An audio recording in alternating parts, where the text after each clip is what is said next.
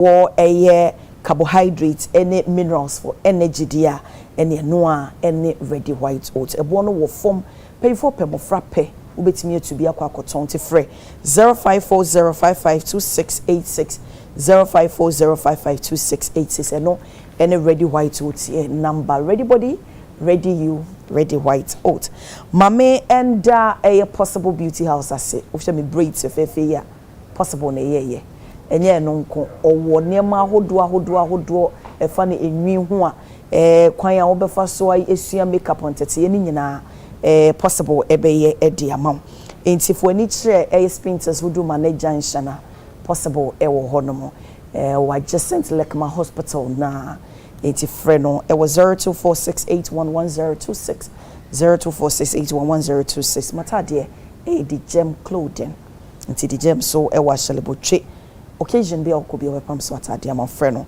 0546189911 0546189911 and there yeba be di enkomo na asem e dey pono so ayeba be twetwe ho enkomo FDA flags chemicals ripened plantains probe viral video from Medina market intimidika de to wenim sa na no Jacobana eti edwamo di ne dwuma videos bi ba ya ababeto edwa se dwadifo ni bi e de nro bi egugu yesa abode so na abre force ene edi ababeto dwa se no kwesa wo mahu se aduro no na viral video no so aye call round no ade o mani di ekira mo ye hwehwemu yie pa no mahu se aduro na nya de a ese nipa edi ebetimi edi wodem and aside that and almost like Obama say nay wokoto vegetables and fruits ni ade a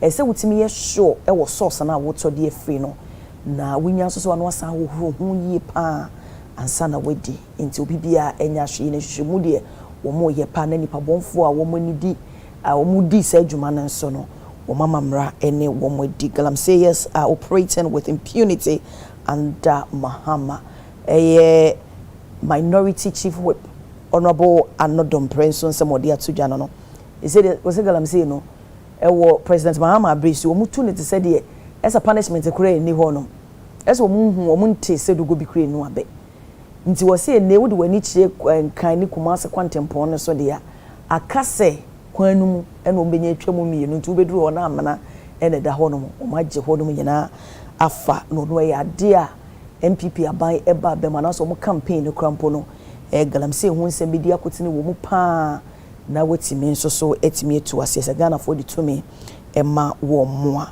nti na ebedi eno so ho enkomo Baumia charges MPP executives to unite for victory 2028 nti na new patriotic party wo mo flag bearer Dr. Alhaji Mahmoud Baumia ene kasei wo say abato no de o mato awio de hia enkabomu na eniswade honi nyina 2028 so betimi agitumi no free NDC for ensemonti sabe de enkabomu no yade a ehu hia so man kom ho abomanya de senkunimdie ebetimi aba wo mafa muka mo ho bobu dia na mo betimi edi enkunim Dr. Pakwesi Eduafo Abeidu executive director Sense Africa so eno research lecturer with Unimac doc e wo hasime manachen e manatena sepa ene nso de ni suit ni de wie ya na me gina me so me didi mu bi ne ho aye fe pa so and honorable Samuel Uku Esquire member of parliament Emma Omanfo Mwekua Pem North constituency honorable Adekye Nsroma honorable you're so late me watch na say ana wazo ngaza they do have a 810 sir na ka de na we na father mo bon komo na honorable one to the father me in fact we produce and kasa catch him say me do 830 nti bad me ba before na obedru ha need to as na obedru ha udu ship house na obedru 852 if it is half an hour. In the time I hear the boy and Mike now still 8:49 he said I'm a catcher chairman Jeno bia na me catcher no platform no ye mo de anti ene mo argue tini am be kanaja no an ye hwe okasa so na ya ma ni paboni oh mo ye ntomo so aba di mo ye amazing dictator Kwame say benevolent dictator ja kasa na to kasa o time asunti si form ti mo na mo manage bibia as a Mr. Speaker of Parliament the honorable member wrap up. Okay, so good morning. People, you should you say Honorable Bernard Bediako Beidu Esquire and so Baba Kai and some member of Parliament in Makutia constituency. Honorable Maye na Honorable Bediako Maye Honorable Nkwa Beidu or Doctor Anyone Eshasi. Enti honorable 8:10 question my why late enti one day my therefore why super late I know okay you na chepa sao I see the choruses na okay honorable dog what say who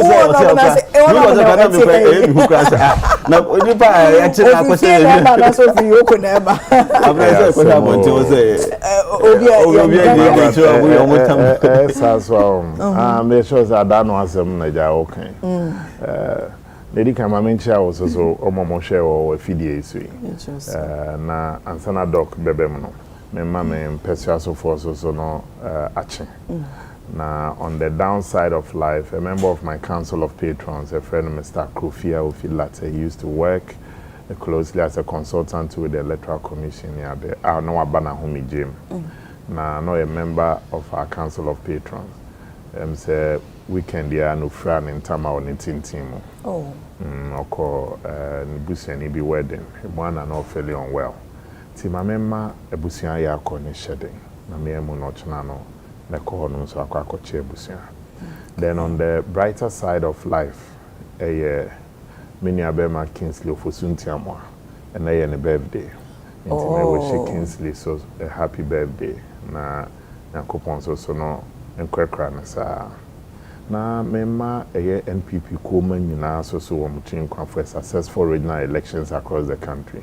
Yeah, record even one incident. I just way who tea and way who can. And for me, I think say avoid deeping your internal democracy. Now elections, elections there are two outcomes. Either so be winning and I'll be losing. Now who winning so you have to be magnanimous in victory. And watching from one to me uncle ya mom near Dianunia Adofu na so sweat me up. And uncle ya also so you are gracious in defeat. Senebeya adofo so omotimi e winning no what we show well. I keep saying say you rise by lifting others up. The internal elections on Saturday are here very smooth across the country. MPP for no were basking in glory na Sunday and upper Sunday. Obi Kotana TikTok so yeah chimi atum for 3 days. Na Dean MPP for nti na omo pe say asemo pesa o ti ase kra na ne fire buyer me tiente te say pesa me hu the baby ade ne kra mpofi no watimi kra de aye calculation just when ti Sunday no permisi mu ana me kokuma ase by road na me da sorry e be say calls be brave on my phone is me ko we fra no busa so na ona aboyes na me say I feel yes, it will be the when ideas, bongo ideas. So said, oh so, okra, when you're in tears and cry home evidence. So, or no cry there, or say you're chilling for a couple of days linked to issues during my tenure and corruption and suspected. Is what people don't get is you're also playing with people's reputation. Name me one of the defenders of free speech, and I've said it on your platform. Said the only way to discourage hate speech is to promote more speech. Now you confront such lies and hate speech and also with no credit. When I'm kudu kumase, na me call a so for kusi boating so neba wedding program bi kumase. Kudu me kosi same home mu kenteni ntama frame nyade. Ti ja me Johnson ho afrade ni ye na Pia Stadium beto no be na Pia say enra nkwa na juno bi kan say na me say no. No so no ofre nipa no phone mame edit no say ah no na wo say enra o te say o honorable akuya che no be nipa say no crap no say ah nipa yi gina me chen wa so apia ye sure say ah me yes o say look sani ma na mo ya mo de gu nipa ho finti we na no apia stadium no me kasa no them so try no so they tour mo friend na be for 10 times afede abrante ya bongo ideas so say then you postie initially so no crese yokofo invite me ni achimi atum ni say afede also onim say video na apia stadium here na current video and I say old na emom no what he also know is I've been going there to quietly report. I'm a public figure.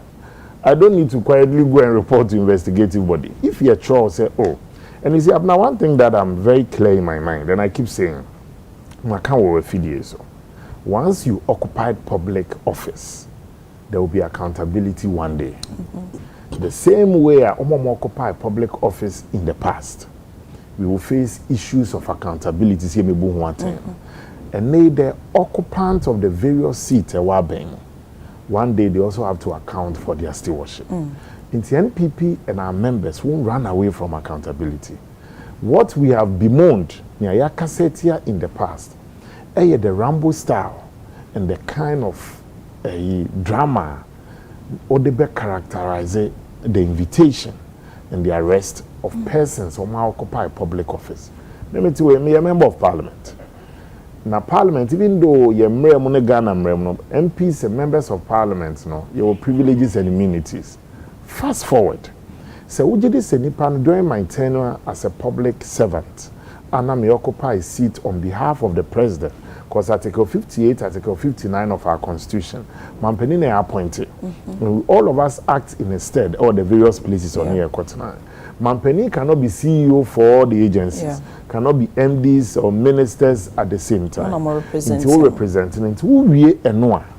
Sebe, niema okoye oho, ejuma okoye oho. Obi ba no betena wakonya so.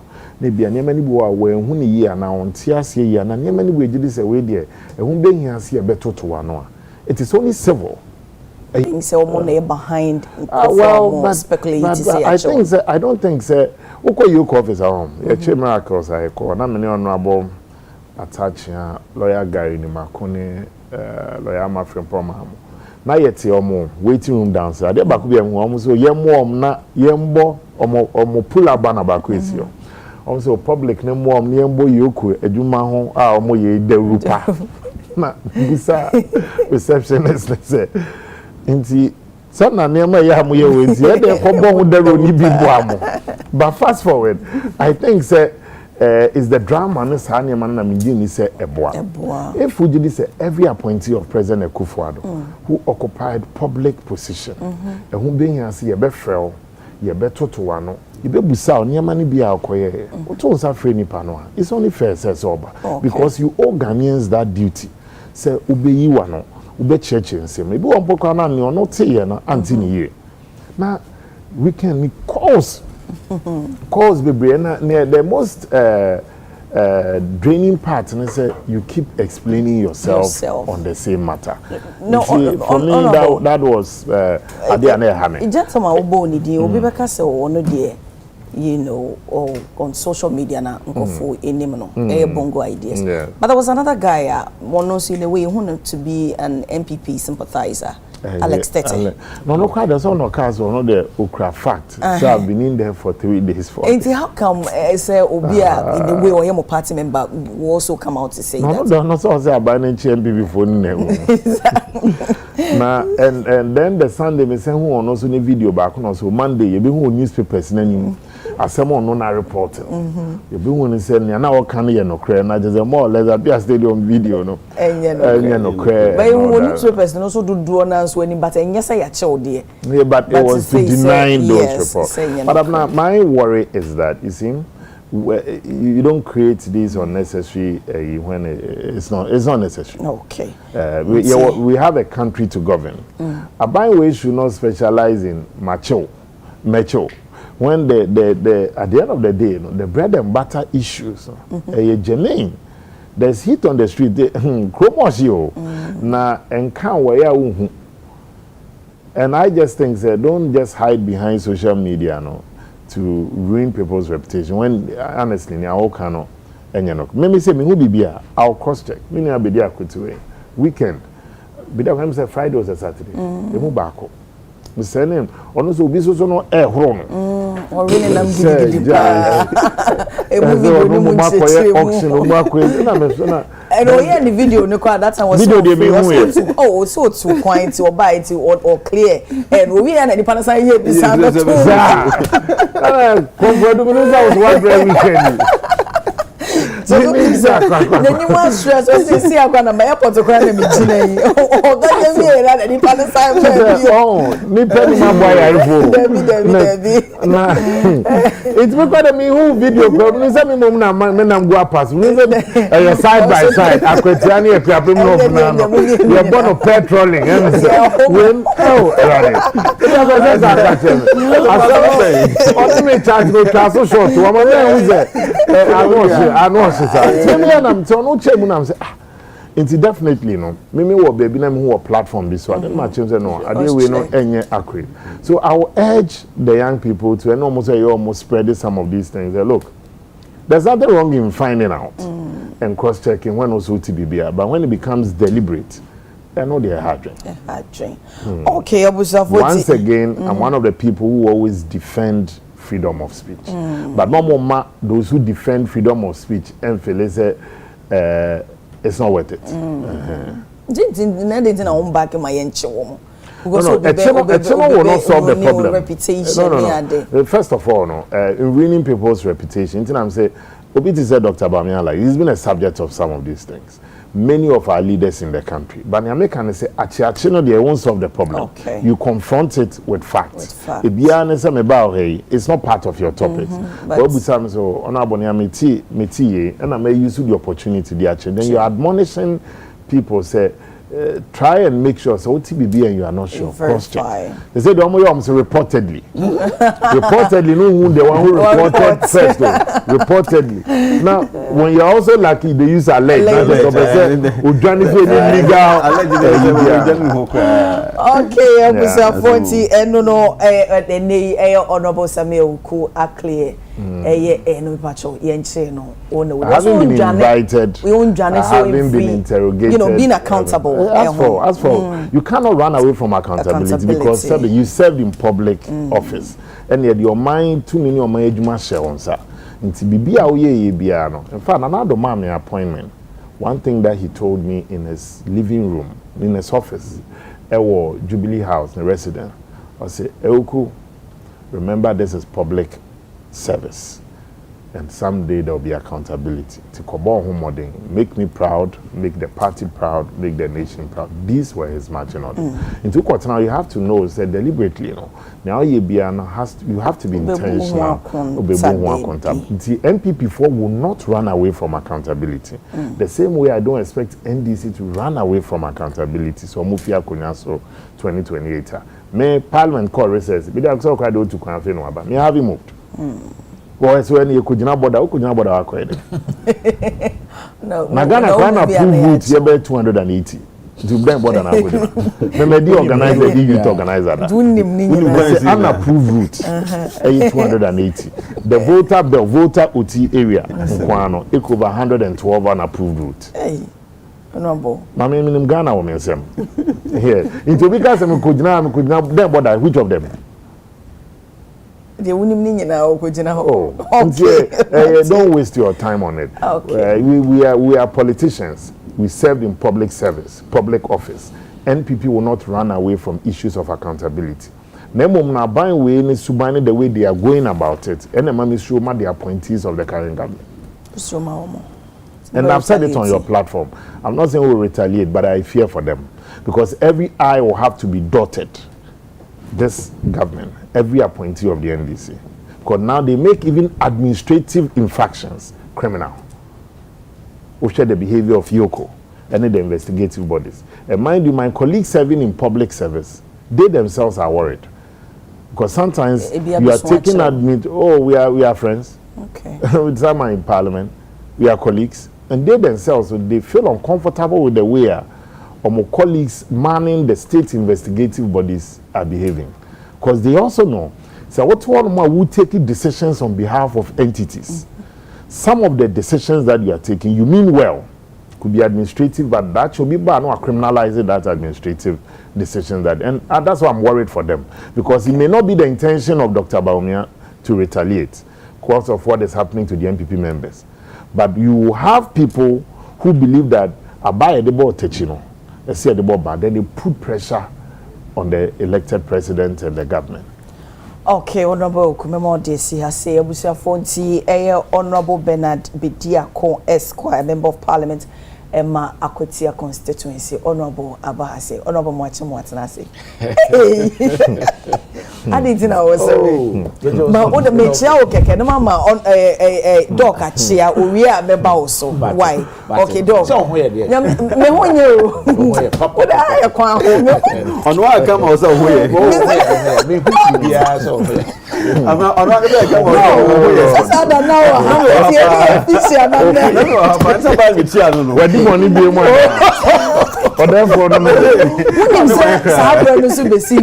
Me won't be after incident. No, something that's so bad. See, or some bad be job. See, I don't be job. Be job. Oh, so some be kebi. And then what say? No, I'm talking more. Kebi. I ask some more. Go for do. Yeah, manager no go. So why be there? So man. No. Abra Adekye me it's for night chair producers now. I mean chair me also me district abrasive kamankase. Abra Adekye me brother back. Doc yeah more neutrals here bana mo church mo concern say mo no munya mo be the sana bewura ho. The sana ko la shepe. The sana la shepe. What that teacher yeah no more you fine.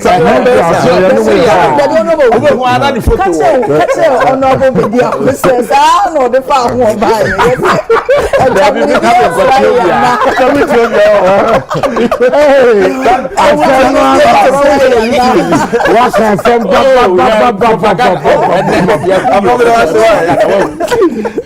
What's that? May I attack him by attack? Say, no, not the photo. Ambusi wo dida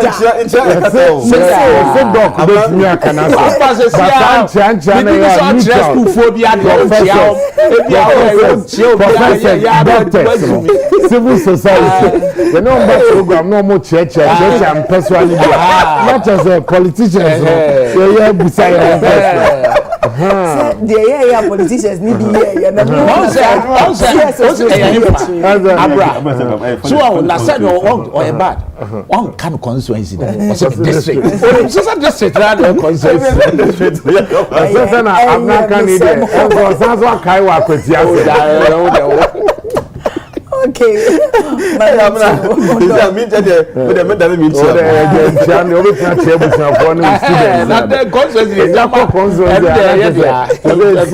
civil society need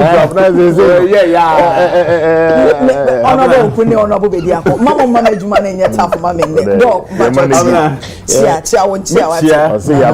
abra asefo district ebusianfo mo mechi obia na mechi me amusianfo fellas we oh honorable fellas madam for power thank you I am metani needing that is your uncle be uncle dey on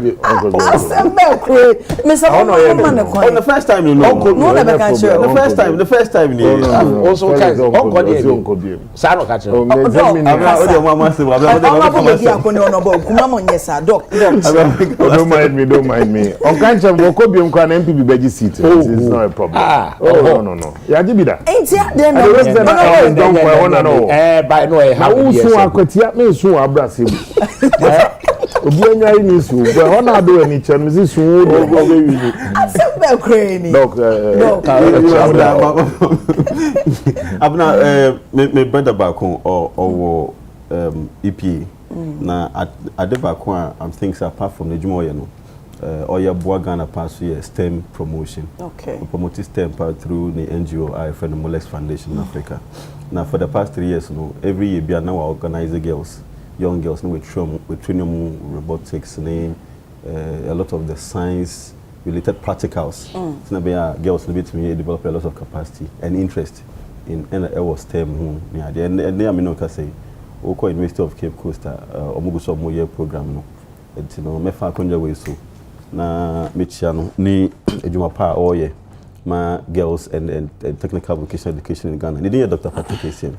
Na me encourage girls no, so I'm sure some more say the muswe bia no muswe ni ye if we say see na ye wo Ghana ha no. One area I think say Elsamafo ni ko ho pa TVET, technical vocational education. Now omo sua nyoma ni ye se na be ya the innovation ne technology here in Ghana ha no almost between a contribute or quota to it. In China, pay Molex Foundation Africa, more University of Cape Coast, and more girls STEM education. It shall not be brave. Now, being can't wait to say, in fact, young people are about now. Say me were Unimark into a lot of the content creation. Young people are more into media, the new media. No, yet more there quite be brave so. And in say social media now, TikTok, all the platforms young people no use super promote your businesses, brain. And I think that when it comes to social media now, I never acquire ever interest to content creation. Me can't say if you say, don't say Honorable Samuel Uku and Miamina Bernard. Issues are banned with, I mean, just over the weekend. I didn't know. As to whether no woman, whatever, no, also say people are intentionally they want to almost creating news or they want to create content in about almost some pages near the more running a bit me any more listeners and as a followers near there. But I say na educative who say any negative content in never mind with pages near and I say no grow. So inti obi atenase abon home body investing or no animal aye jumadin enya certain level of image integrity and what life abna integrity ni nya form obi be the bra be drew pempenso bi akase papa we oyanyum for papa we or a very respected person in society papa we enye easy Ghana high we any bibia nti so bi pon home body say na say bia because of personal interest be will content be a person creative page be say o person yini ana whatsoever no now be fast story bia now we dey create negative image funny pan home just because of say o person would nya wo ankasa wo leverage no say how be and I don't think say have free speech near then I can have some that is how your person call into best young people no especially more into this new media no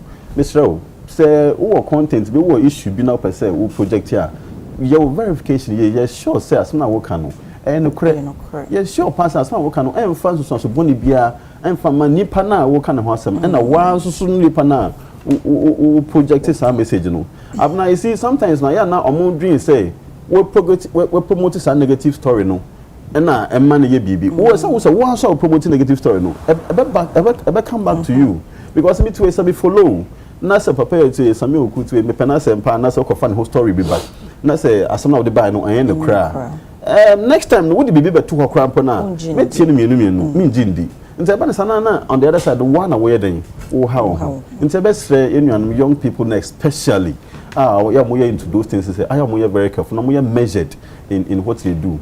But sometimes also no I na mpenifo bi su title mochi because of political reasons whatsoever. The best stress mpenifo no say enye ni na so na say for so sir because na you be no e bia na eche bi na kwa wo de na wo de no afi de wo be paper cramp na wo paper cramp eden enye yi na acquire long lasting effect or you ntimi de kakra meka me dey admonish I mean our young people and those in the creative industry no. Okay. Honorable Bediako, Memo watching you, Emma Kwaba. You watch your house. I've attitude propaganda, but any problem. And I want to watch them. Minuano, one watch them to make honorable Minka say, you're right. Nanado Dankwa, a year president to a man appointment via security win. So you name all the was o ka say illegal and I ka say alternative route e wo Ghana unapproved 280 nti e kire so bit kire so we unapproved route 280 wo Ghana oh there's a couple ni am friend asem bisa no me chiao tie some dey was some dey chiao se ba chia ya wa be ni bo YouTube ya because ba na ma me ka say eh ona be dia ko wani ni e bi so who wa you na ni kwa that's how they do I am dancing no ya me dancing dia na ni kwa so dia ma sa de ko kwa wa yo jai bi enko ya ni ensebo kitia bu dia chia eye ahefo ni ya kwetiafo titiri pa na Thomas Party oh Thomas only no the news in the Thomas Party assembly ade ba me chia microphone for wa asa be nwa akweti ho nya asa wa me akweti na adu akweti na adu akoka Black Stars assembly de oh say ya te ha say dia say just say you say yes assembly I want to say that what you say just oh boy you be you be akweti I heard him so be kwa dey say you for here say also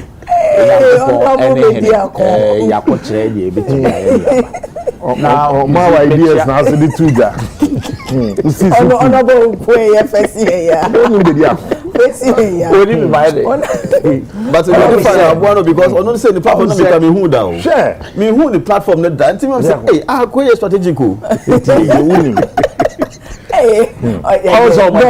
so once the first now honorable na so akoti me and to the ode man oda ma menjo me papa cho mama honorable your time na okay so me chia so busuafo ni a sebo ho ye dey say me am hu so ho ye busuafo ni a so kwatiafo so me chia ompa itia e 90 kakra ba yaba over the weekend no meko say if you hold mo ni aba betua parliament adwuma no so on say ya to nsa friend na video no so ayi hu ye no so so the aba betua so in relate near Yibra Sameka no ne Dokeka some way somehow you see my church but I've seen something obi awada wa sheda as me mada na nyeze na papa na opeso unyane no ede cause a agenda I've seen it meaning baby efi I've been advised and lawyer for a job Kasebise and verily believes him to be true. Say I should ignore him for now because I've responded. The person in question, Nankasa, has also responded, but the man keeps shifting the goalposts. Initially, who share first video, I said, "Ben, I'm a lawyer, may file a fraudulent rate." I came and said, "I wasn't the lawyer on record. They be on TSC. The lawyer Nikasa, I'm not the lawyer on record." A chance said, "Nyamin, I'm filing suit." But TSC, Yura Same, and so your lawyer ni. I may have a case, maybe I'm not available. Meet your friends, so Sami, go and hold my brief. When Sami moves to hold the brief, he is acting on my strict instructions. BBC and nobody can hold him liable. The lawyer on record, no, or no near Bisana. And it's not as if the man doesn't know, he knows. They've been dealing with the lawyer on record, who has also explained his side of the. He knows it. And that is why nobody has called me. Nobody, you can't go because there is no recorder. It will be dim. Apart from say, because I worked in the firm, may appear a holding brief for my senior. I think twice or thrice. I'm not too sure. Okay. That's all. But you can't far, that case in the No, that case. No, the guy, the plaintiff, relates me. Oh, okay. TNA, and he has a deal with you. Onya Bofra. If I know, I've seen what I know what I've seen. But I don't want to be the one I'm same. Okay. But if you have any issue with him, as per Niawo Kenya, it is one no. Me saying I wasn't the lawyer on record. I am also not the one or filing case, like the plaintiff himself. So if you are and yes, and as a way years ago. So if And you see, one other thing, maybe revealing your money be brave, because there is a matter in court, internet show came in. Okay. So yes, you know, and we all have our strategies. And the case in court, yes, on filing be against me. You. What I say? Okay. But whatever it is, look, you see, there is a judgment against you. And now I can say. Oh, against yes. the man in question. Yes. Video, no. Yes. In that matter, there is a judgment against you. Whichever way or however the judgment was procured, unless you go, it's free advice for him. You go and set it aside. You cannot claim any foul play anywhere, because a court of competent jurisdiction listened to the matter, held whatever, and arrived at a decision. At the time, where were you? First question. When it proceeded beyond judgment to execution, yakasa executioner, onipa nanya judgment no, osimakohu bottle of water is say nedia court and tomame and no never go gina so aton. He will file processes, 5 processes in court.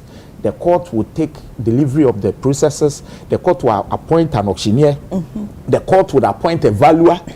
The court would order for notices to be put in the dailies, national dailies, and yeah, it is a Ghanaian Times, Daily Graphic. Yes, these are the approved ones. Say your tons are property will be on someone or memeka. But what you say in respect of this case? Now, we are property nan kasa baby esino. Essentially because e be ana ni wura no kra wan kohwe graphic. Nso na be enye nipa na opese o ton na de no de a. Enti ano so ye de ayi ye wo bibi notices e de coffin fam. E dan no. Enti obi wo ho asem a no wa ba beka. Ni nia no we done. Now in another thing, so I'm a person will clear free honomo. Or saying Jina so can say based on some fraudulent act to be an away or law firm absolutely false. My senior sent me, I said the guy is not, I don't want to use a certain what he has there. Was it way no correct. Okay. So you see, absolutely false. Because it has nothing. Look, lawyer or ye case, no lawyer case ni way. Also no can be so say along the line nipa lawyer ni so jai case lawyer ni diana onim lawyer ni don delay 4 months. He's been calling him. I don't know what it is. Say endangered species. Politicians are endangered species. Over the period, member MPs as if no. So why now? 10 years ago, no, into 10, Papa, because yes, the investment in India, Kekakosa, say 8 or 9, whatever. Me, I'm here. Wouldn't say become me, no crime, or introduce me to this. When my Miss Grants we could investigate, I remember law school. I go for Absika. As I don't know some Google Nidin, I'll be savings. Google Nidin. I'm that time the church members know me the way so media minimum in some way somehow no minimum why it is like this. Because me my about 10 cases and against him and I got judgment and I sold this property through the court. Different cases, but I know about no, not at all. In fact, as we speak, we have 4 judgments against him. Medjuma as MP execution. People around him there me information about him. So what I said to me, what the as a lawyer, yes, me war a lot of cases. Look, with him, there is one client of mine. I me one judgment is here, I mean to me execute. Papa no ba me ho kofurubia. Otrasia, usini trasia friend no eja kwabna wusu. Make us say papa na wu. Look, we name sika no dey tell you anya di kra no. This is what this man, so-called man of God, me workers. My body, my can won address here no. Me say cases are me ye lawyer on record me ye. The man is dead. You frame me that case kakra na eden. We all have to find. Na dey no workers property now say o kan ho be na moto and say about 10 no. No, the properties were 100 years. You're porn in here and me my year cases about 8 or 9 of them. Okay. It's because me no so do pay me bintina. Fortunately, I got some people around him who were giving me information. Because me file a case against him and then we sold the product. That was the first one. But there are a lot of things I would have said, but I would let it slide for now. Okay. I want him to proceed to court. And that is what I've said. Because there is a judgment against you. Go and have the judgment set aside. Now, one court and after that's so kasa. No, my lawyers, yesterday, there were some discussions. Okay. So, let's see how it goes. Okay. And but I need to clear, say, me untoward. I don't even have that intention. Me be untoward. And you all shifting goalpost, you know. Now see Augustine doesn't exist. Augustine now comes to talk and then you say something else. So what really is the issue? Go to court, face, because you are in court with him. On your Augustine will court. Go and slag it out in court. Okay. So that you ever about this issue of social media. If you continue doing this, one will near a year net, you know, and then we will buy mu. Kasan one ye pet and ye rasamwa. Nyo ye take him on now. One will be on him to baby or they are buying 2 million and a day but will be your bonia. The party and tea and no yes adi. But then yes answer that year. So be your bonia. So claim me so be your bonia. You know where to go. But what I say this issue say obejina social media because that place is quite unregulated. Uti because show corner be no wakani open now dey go be who fin why. I'm measured. Because I'm in government, at least for now, you know the way I do my things. But we are monitoring, and I'm not alone in this. We are monitoring. Non koso na yenhwe no china ye gu so ayeke ye ne monitor o china bibi nia na so bi ebegina say ye on the 2 million no e de ye you be say no. The man is also not being fair because we will be and fako baby as all deco. We are a country governed by laws. Now, young koyenim. Enti, yes, and some be we be say was social media because I hey first traditional media. So better say now could be once money panapa. Because you regulate it. Exactly. Because also one share media commission, GJ for near even one customer regulations are more it will many panapa. But unfortunately, you know, this social media there no, and when you regulated, papa, the pan where children what time. But I thought there be a young problem. They said now moving to the general way. Young problem. I mean, my general worker. Inti I mean different. This and ya ibrasame can. Free speech has never been absolute. Or my biaso. Ibini bebia. Even in United States, ibini bebia. Kasebiano, you have to be measured. Ye wani ayenka. Yentimi and war my money and kase free speech absolute. Yenchio be because of near waka. Ye den waka. We all know, and I need not be educated or informed, say, Atemdidie in its raw state, you know, and yet crime. It's true, it's not a crime. Or we call demonstration. There was a brand TV, and let me say it as a test. Send your TV will be in context. Now, Ukra megaphone. Mahama Yugan. Let's say it. And I know my president understands what I'm trying to do. It's a bit. Thank you. You don't have to repeat those words. No. You see, Sam, there is a certain, and I know His Excellency understands what I'm doing. It's important because young narrative now they say ye di atamani acheno ye di atam what is obiache. Why? What hasn't the successive presidents suffered in terms of atimdidie? Obiajibi.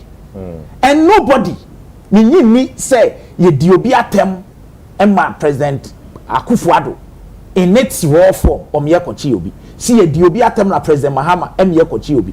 But there is a thin line between Atemdidie in its raw state and then section 207 and 208 of the criminal code. There's a thin line. Okay. And those lines, no, are they were important. You better require the subject matter for today. No. More deep on the breast here. Can galamsey issue and affairs a cost. Once I'm a mouth,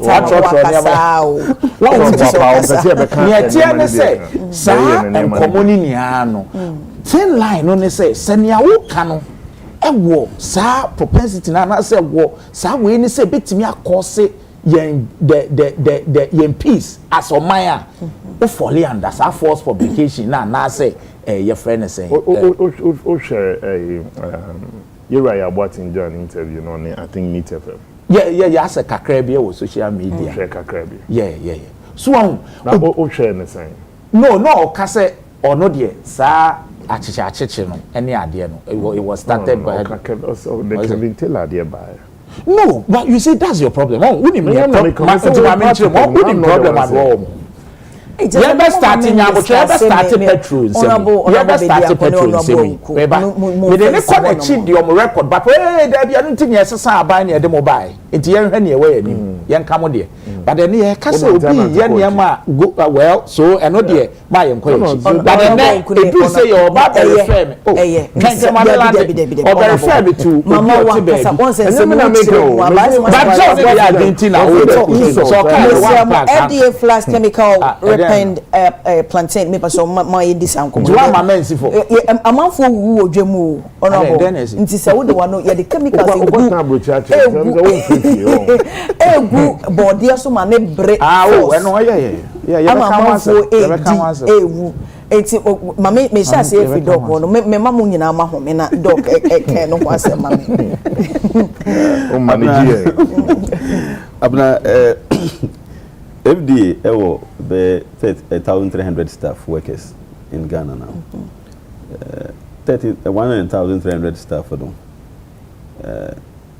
We share statistics na bebre na amu bebre no and they won't cry and then input him. FDA ewo all the 16 regional offices, I mean regional capitals. Inti near Chile say Sawoko Central Region for example now. Yes, but to say the FDA in our war region, no. Be share nkunkuro a shenasi na a kaswa ka ho, a sinfo su ka ho, a dunkono fe ka ho, a keep kusu ye den e ka ho, and then e kosu in nkunkuro shenasi. So as my Ashanti region are the same thing. Nipa war Ashanti region na nkunkuro we na is expected say FDA be regulate sa market no, any all the other areas. Eduane eye ade baako a ye na honorable for me no mu bia didi eduane say ndie ye produce no Ghana ha o se di fam no na ba yo na hia ne say ye eduane a ye na di but ndie na say hwese say eduane na ye di no idia edikan be yi Doku ne mame mbremo na yenhwe video bi we betini appreciate sa enkomodi no mo omanfo so awo mo ehwe yenti run the video na you ready am yenhwe why ade obechi no na body no abre na wo wakoto na wadi media minimu eti mimi ntobi because media ne menya ne sa kwadu Ago. Yes, utu adubonia ebi kawano. Kwadu yaya nesa. Amangu yaya nesa. Anka yaya nesa. Wo wantono wonana no akọ school no watobi. Oba no akọ school no watobi. Minka mama samunwa, me baba ma wo store yimu. Oto akwadu kwa ma ne ba wo fie. Okwa na bofra nada eti papa ni team yenu no ono adi ye mi wo fie na bo ba 11 ni e frɛ me sɛ o se ne yam ana me se kodwo ye chako pada ne nom ye kowie afa ya mani nsuo 8 doctor sɛ kodwo na odi ye no poison ewom kwadu no ya pete so ye fancy ja so mi bu sampanimfo sɛ edro no why na kraba o man no mu edrono why na kra edrono eba o man no yadigu makoso yadigu nyado aso aniama bebre enti ye marketfo no ye ni awudifo ya baako because aniama no ya poison dada sa enuro no mpanimfo mo animu a ye hia bia mu Ghana yes ramo babia efri babia mo nsama ne nko na yen sane ne ye adwuma ne tete mire mu no ya hema afuoni omuhwa ye me ye ne pepepe yes okay abusuafo nti wa wo hwa eye dwumni ba wode ne sesi ne bo se de wasi aka no se me de minim sa enema na se aduro ne de gu body ne so a minim se de sitenti me de me ntoni but me no mi no de ye nim nti be kwa koto edi ye makaye dog Abrante we man show me ma so me pa and you so say omo ye sa na ye wudifo what I say enti wudi ni nye se obi ase bi watwutu ana se kan bi de si so keke de wo ye wudi akwa kogu ndo ye wudi ni a me ma so me pa Abna Jeff about 3 months ago and a Yenia health minister honorable Kobna Minta Kando Edibetu just say Ghana health statistics interest say about 25% of Yene Ghana for and as a Winipa and 9 Biana at least be muba kubi or renal related problem. You would the kind of na fantastic kidney home common who touch makakra. Abna 4 no say Yene 1 2 3 4 8 here no. The likelihood say yemu ba ko was problem be every kidney hono high. Nkoma yedi video ya yeshi has a direct connection with Tanzania health minister Nadebetu just some few weeks ago.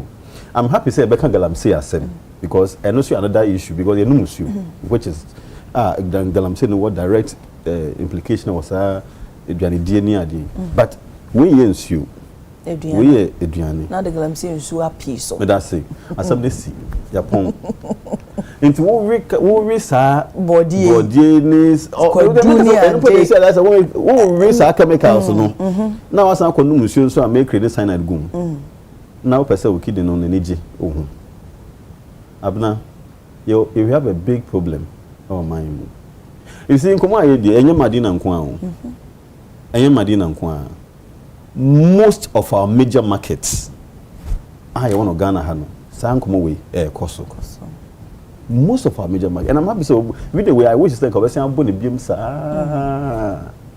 I wish think of say am boni biem sa because na thing say sensitization nankasa say koso ma edwedifo nankasa no abna is not there say me am dey say nka obebo video we abo say na be ya ye ne aye to eduane nankasa be hu say na ekoso say na be mo ton eduane no so be hu say na ye nim say omo ye and I'm happy say nipa nankasa ka no no so edwede ni bi when you know when frame I say drachi no so but you see oh yeah then we ye free chemicals no say yem ban penifom ban no we say for chemicals no e say tia say and your chemicals ni na ebetimi ban absolutely because they want the purpose wo ho mercury I can want say mercury you to me can say yeah ban mercury absolutely in Ghana because mercury no ni purpose e say there no e wo ho oh but I said drug abuse now they be can want abuse the use now just say you use no basa na man your problem he say no feel say nka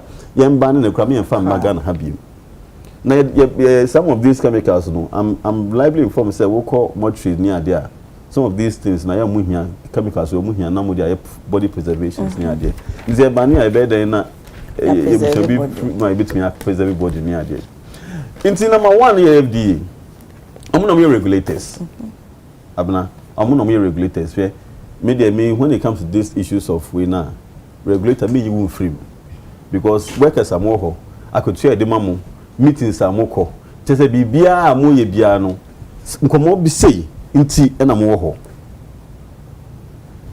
problem bi say nti na sa regulator na wo institution no ya establish embrace a tie with you are an authority when your board when your commission when your authority which means say who was to me no to even cause for the prosecution of such corporate.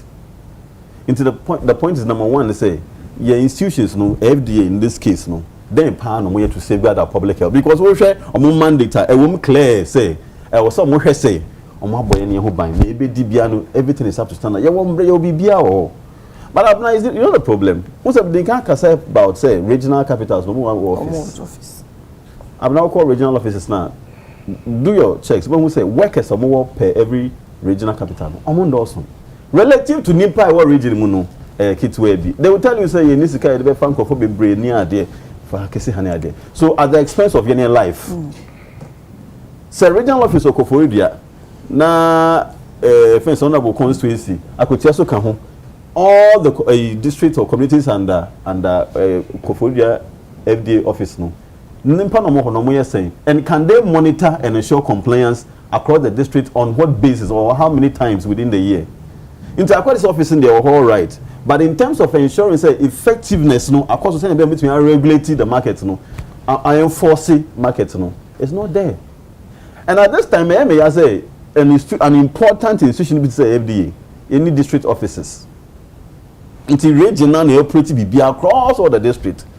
Sanka, if they are able to localize, go down, district, be FDA offices, all the markets are everybody meet me and monitor some of these things, and we can go a long way. Now, me, a friend saying institutions are more compliant. Now, we catch them say, oh, and they need numbers no company, and I say, any workers submit me a junior test. I am because compliance now no nipa no kwachi nipa na say ade na oye no wan ye ne year na say we boom braswa utumi use authority we the nipa no I fine no I bet me I raise the fence and revenue we be create your workers naka. So why are we not able to do that? Me the mentire here, but I don't know if it or no, unfortunately saying they say na ekoso ye besre FDA for ye besre mo issues now say ekoso ewo your health sector na say your market no your food system no very dangerous. Near police who are within, near imported by people slow room, and nearty is just a clear evidence. In Tabana, we must be worried and we must be able to tell the FDA say I was almost stepping up on the game. But the answer to me before the mammy for no almost almost double. Mammy for almost 2 billion no almost double. Sika Ben Kwana will pay. Sika Ben Kwana will pay into to me and use the appropriate measures. Now, one farm preserve your name farm, my yes, and a bit of trade and age. Scabana, ye pay. Every other is a word time will be bow, but what was you to be a oh, so many others say, oh, your old tone will be keep papa no fee. Now, we are Busham with the but I say, we say, and I know, oh, Bush and you are to be a and I said, oh, 1 ton on chair, what will turn baby? On 1 ton on chair, said on what baby. Make us say, baby, super market be obane the only the new city. So we are ha anu so ben wo ho na ina ya bom na ye say na ye kunya hoko mat say do me da sepa onobo Nidi kind mame we are part of the bigger problems about the food sector. The reason why I make kind of say nipa finding ways how they get it rich quicker. Na and the chemicals you almost can once a man. I'm share the extended video now. Or say chemicals on no more mood just on the crack. A penny for and the crack na baby go mining. Na almost a baby pay a gas your more. No crasso pie woman say Ghana there, it's not about the lack of law, so it's about the enforcement of the laws. Mashibejem yashe ewo. And they edufudie penny sika pay penny in terms no poison crowd the money in no because he has financial benefit. The distinguished Dr. Eka say he said say wona e bia wo kojomu a wo bia be hu and obi be catch on na onkoto a wo ba wasoma no so onkoto ade ojo and yet here for it here none of us goes to the market directly to buy. For what the four be so if you be a whole fear and answer busiani and obi or one chance a cojonko di jabra or not so qua near any fell on any sono no turn all the aba. Now, what are chemicals where a co food one? Man, for cancer, be said, and yen near a to the beer if you were no bunny go home near co and no so. And we know a mao yare kitten to be one half in a whole cancerous situation. And I am worried. I'm not because I'm worried about the situation and I'm a poor. It's as you don't even know which markets are affected. You don't even know say aha me could DJ and a beboame. And you money be one poker and I say you didn't walk one inch. And I think say apart from FDA, apart from your friend is saying Ghana Standards Authority, and the agencies of state are a normal crabatas across the country, they have to be up and doing. It is not just about even the food. there's a nexus between and also means you so wasem. And chepi na me share a money about station a joy for where advancements was even complaining about the turbidity in water. About in so are polluted to a certain level. First, the now kokobusa the data. To say no, you catch on some more release data when you won't be at. And now pena may share a video from Evaluate Ajomojo. I mean, I just for the man should be joining the crowd. In Sione war and also you're polluting from end to end. The Timemufono, I even say some penny for no are not paying closer attention to it and even alleging crowd the same penny for you do they are, then they are complicit. Mama, me almost me can't just Adrianians, but me more say a part of the larger problem. Now, areas, mining areas, are ye no buying biaba. Make no mistake, the chemicals are also finding its way in the food. Any no buying away dia or no. What they all can chemicals a dear spray on. Near dia kosha form. Ye to a few honum. They say ocean mercury, ocean yama because you won't see no. And one other water me and the bien or koto pure water say or the water your friend is abroad before. It has to take streams, rivers, into your air connected at their water. And for me, I am deeply worried. I'm deeply worried because as a yechi go, about buying with him and nipping and quality for yechi go straight. Papa, because these are things that you expect government say one, the enforcement of the various laws. Assembly's name was also our bylaws at the local level. You cannot win ujama FDA mkwano. Almost said to me no baby. They may have several offices and officers across. But this situation you are witnessing, it is happening at every corner. And uche will be fear anymore. Washemi kakra body drone or the ato. Banche kakra, bayre kakra. And the reality of it is that and niamana washishena and also so egu honomo. In Krofone Baba Beto. You may never know where it will find itself. And I think say a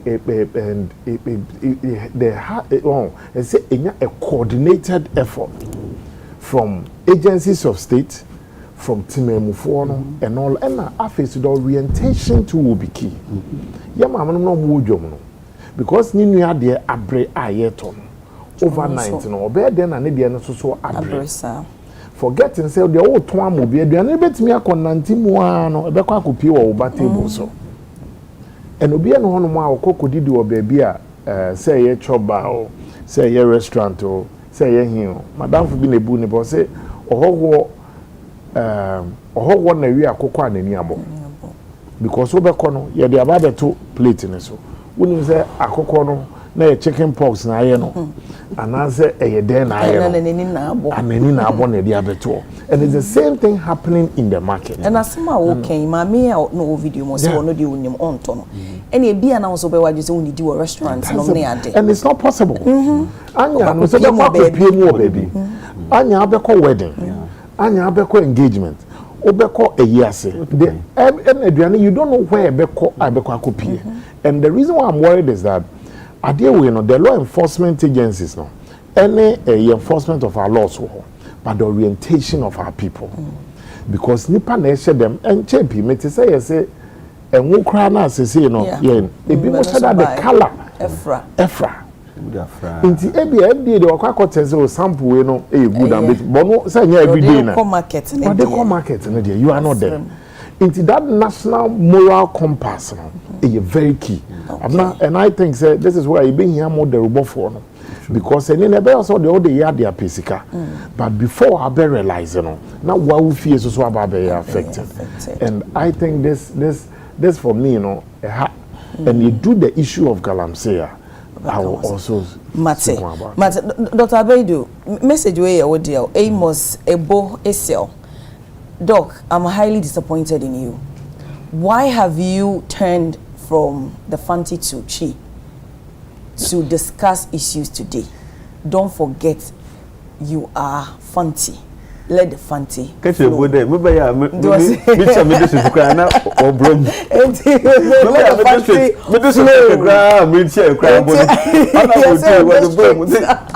Catch a good ebo say of honorable fancy okay when you to me jaika. Catch a good them that's ebo dog say what that's pa. Honorable video come. Dog here say I know the church and I can on. You see, honorable video come. These are very serious issues. Groby and Nanche, say life and death matters. Yeah, come once because you crew you move brave, young creator and create him at the create. But you might build the way you move every now and then. You share that new because you war default. Your friend is saying reasons are will be free more. You never meant it. Yeah, near Jansa, near Bayan, ye come here. Mene and penny for Edika Casaya completely say these are bread and butter issues. I mean, and life and death matters. And for me, as a look, I also agree with Honorable Awuku said, we don't need more ACA enforcement. Now, FDA has said there, Kessie partner said, Omobehe I enforce a year Act 851, no, the public health. Your friend say, Emra na a wohono, in your tree 1914 year. So to a bonnie become one. A very, very, very profound. Because ni how be ye biano, in ya qua bontia, unim ni po be quacoto. A didimoa obequacushi our baby.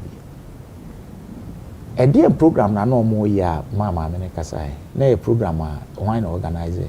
No, the video just came up because they noticed say the echo so no I think say where my menankasa no masa. That's a program. No, it's a program. It's just about one of these assembly health programs. I think. No, as a biako. No, yeah, can you sorry. Yes, you trio bika so near you. Sure. And ye crew man, yeah, how power back on. And Bassi, can you say ya na se fufro? And I may try to say, and I've deliberately taken it. Say, I will keep reminding. Oh, say, in you, yes, by a giant. Say, and Penfua, I must send yes, some shall ye baby be next year. In you say, unity, I ain't so how. Mama in Kohonamone. Because that's the issue. You can't say, yes, and for be bomoa, near Jabidia. It's way and then naba. Then ya tepen.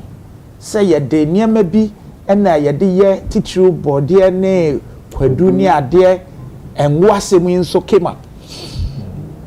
Then ye yafa. When him say fish. Ne a check no quite dangerous. Very Swung and so yes I mania. But when him say nunti and yes shemra when him say person to the act no a public health act no. Food and Drugs Authority. So mo hwe no mo ma obia comply no. E hye se obi biara. O package aduane. No body ni ade ka ho.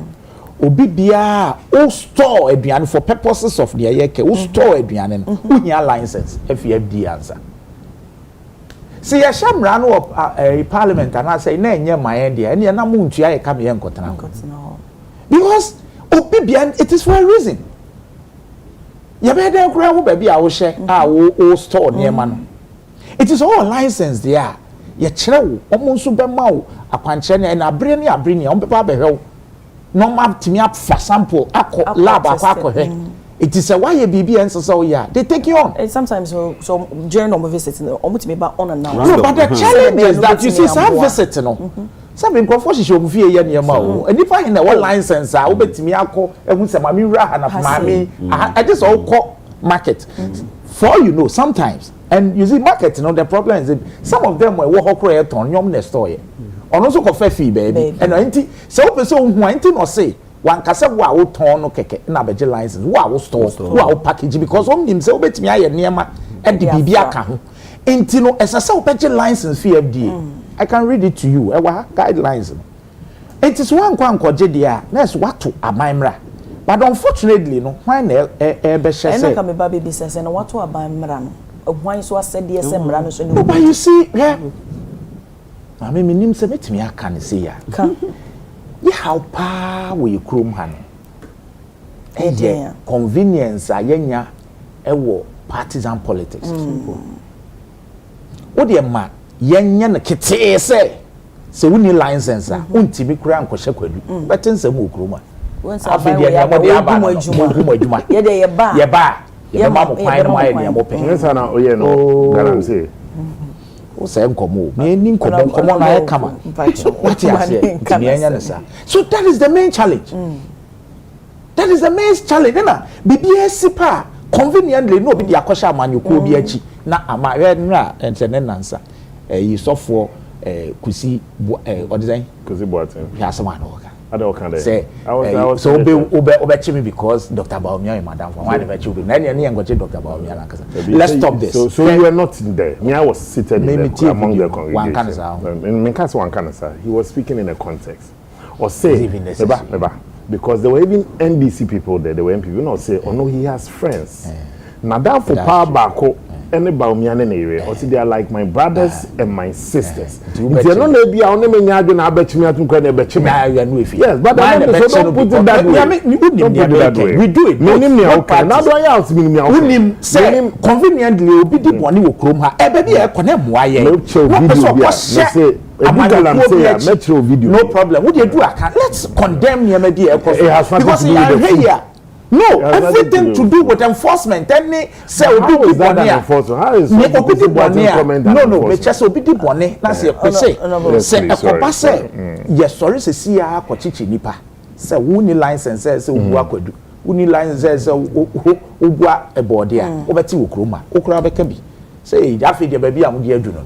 But that is our issue because the law is clear here. This I know na make control. Mame I'm say 2020 now I know about this any guidelines for licensing of food manufacturing facility 20th April 2020 but them papa oko kind ahase ya o kind 3.1 no and 3.11112 or say food manufacturing facility we define it we here license no say then a food manufacturing facility a commercial operation that manufactures packages, labels, or stores food for human consumption and provides food for sale or distribution to other business entities such as food processing plants or food establishment.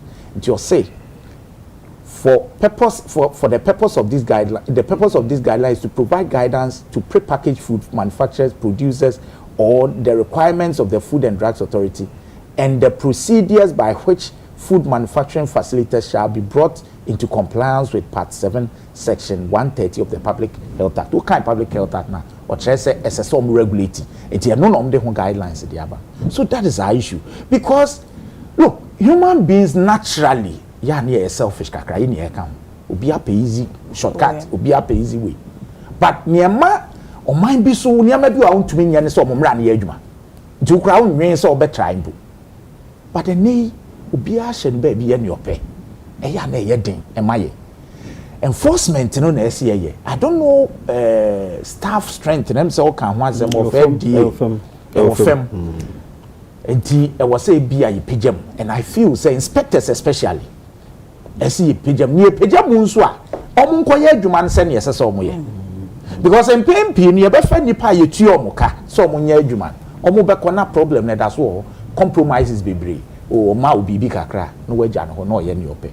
But the kwa obeto aduane adi obenum nsuo I agree nsuo esemonso a problem because yenia yenim amongst other way no galamsey any ade any even general mining the use of unapproved chemicals omode eye yi nsuo ya nso na ye the source of yen water systems ni ade enti ye nia no na ye say nsuo no de maye ya it is a major issue yen ye betimi aya nso ye be kan say aka omo ayetu omo ka e wo data yi me mfa anything like galamsey asan meka. I will not take anything I dey good politicians so. You will need pay so mo adwuma bi. Are they doing the work? There be no mono ya shelde on na say me ne ye wauku ene obeka kan say galamsey ni e kɔ na nkoye. Ono ba ban mu a ni solution ye den. Ebe wi ase no mo aye tu omka obi aye adwuma wo EPA obi aye adwuma o Minerals Commission 20 years 30 years. Na adwuma no so sori anopa. Eso kokohwe ye wo Minerals Commission mo inspectors. Your inspectors, what are they doing? But the baby, no, me no a young galamsey. Who need so say politicians? Most mo ka homo na mo interfere. Emma wo mo so mo dwuma mo ye no. I have said Macau baby say me. Sa se mo bia ka me fa. Macau baby. Ni nti am fa ne say David me ba me nka say nya no kreti me tim. Ma ka say nya no kreti. Me nka so say no kreti minimum no but me ka ne say. Tie David me pa cho tie me re. Ebi nso yusu sa de no de ye ne ma we ase pa. Me kochina me say permit ayi buy flat buy me can say because minimum say bi ye wo technocrats ye adwuma engineers wase ya deals a omne nkrofu isisi adan wo no ye nim we have no idea just true politician why DC obeba obedi na he ebi wo kro di 2 years ni aresafo no but say before I will be so ebe a hide operating that manner no ne wo die higher authority so aye me dofo enye ni nia but mema ebi wo ho but ma ye nye saade no nso onim ye na nti ne ntumpon look take the person on when I engineer you have to make sure saade we be frɛ aka me ba no me kan kyerɛw hwɛ wo de o mbedi tron kyerɛw mo nka wo radio so say honorable Asumasi and the catcher ne say onjai say nipa ne bra wakosi edan wo eyi call him out. Any phone me froze here, it will be recorded. And yet, Kasanimpo, at least there will be a recording of me line about any other. Sometimes take the the person okay, on. Matisi form. And to see I sana see you can set up here the special man of war. Me amete hey sign somewhere here ke me ni hunim dia me nkoya adwuma FDA da.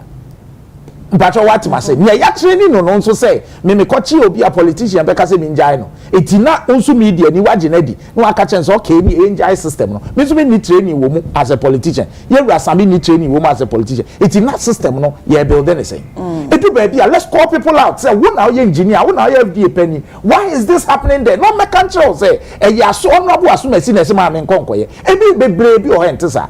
Because over the years, MPP NDC, a trouble and wama, a nippon namase de yenema. I'm telling you, I know where the galamsey in some way again. Yentinsi want to home so honomona. Daniel, do a ferry so ediaba. Or say, Abena, please. If a bo wants a doctor to speak fancy, then please tell Honorable Samia Uku to speak Equiapem cause he's from Equiapem. Okay, he's from Equiapem and also from Mampon Hands. In the office, woman. Okay. Okay. It's also now so far the chronicle I don't know what Galamseyers are operating with impunity under Mahama. Na and then me bisa say Bano Galamsey dear AC if indeed some crofo A2 to set the punishment any one of mama woman to set the mrabi any one of will be 2 a Galamseya emrano nini bedia.